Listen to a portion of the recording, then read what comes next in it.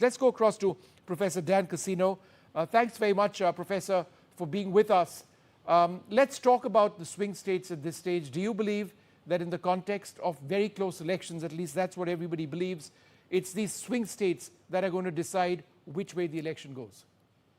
Necessarily. The swing states are what sets up the entire election.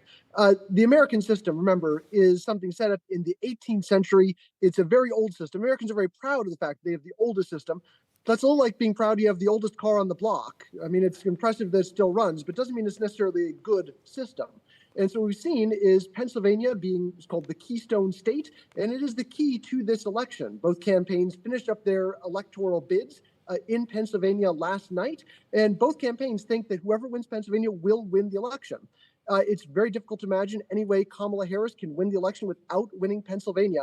And Trump, who took Pennsylvania in 2016, really needs to repeat if he wants to win. So it is these swing states, and that means that enormous amounts of time, effort, and money have gone into those states. If you happen to live in a swing state like Pennsylvania or Michigan or Arizona, you've been seeing nothing but electoral ads on your TV at this point for 3 to 6 months. Voters there are a little sick of the election, if we're being totally honest, and they are thrilled to finally have this over with.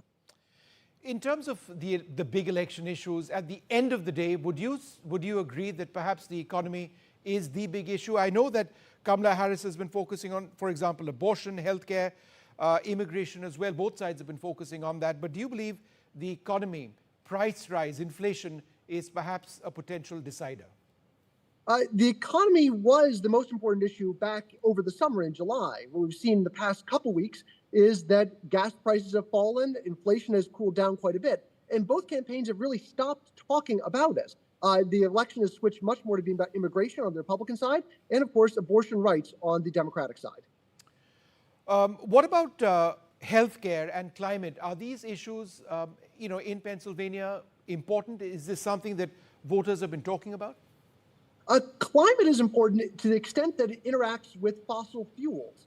Pennsylvania is the largest producer of fracking, natural gas, gotten through this very strange process where they force water down into shale in order to get natural gas out. And so Republicans have argued that Democrats, by trying to move towards solar power and other alternative powers, green energy sources, are against fracking, which would be bad for the Pennsylvania economy. So energy has been an issue there. But honestly, if you are a voter on the environment, we already know how you're going to vote. The environment, environmental voters are already backing the Democrats. So it has not been as much an issue.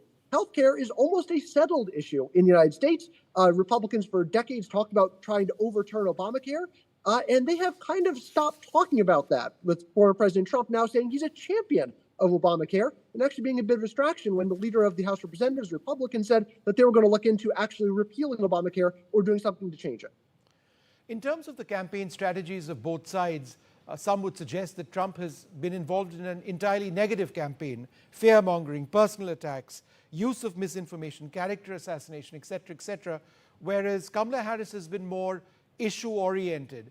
Now, this isn't to suggest that Trump's strategy is necessarily wrong. We'll know perhaps at some stage tomorrow. But would you say that even just a couple of hours back, that's the way Trump ended, with aggression, which has been his style? Yes, certainly. In the last couple of weeks, Trump's campaign has been trying very hard to get him to focus on issues. They believe if he talks about the economy, if he talks immigration, he can win.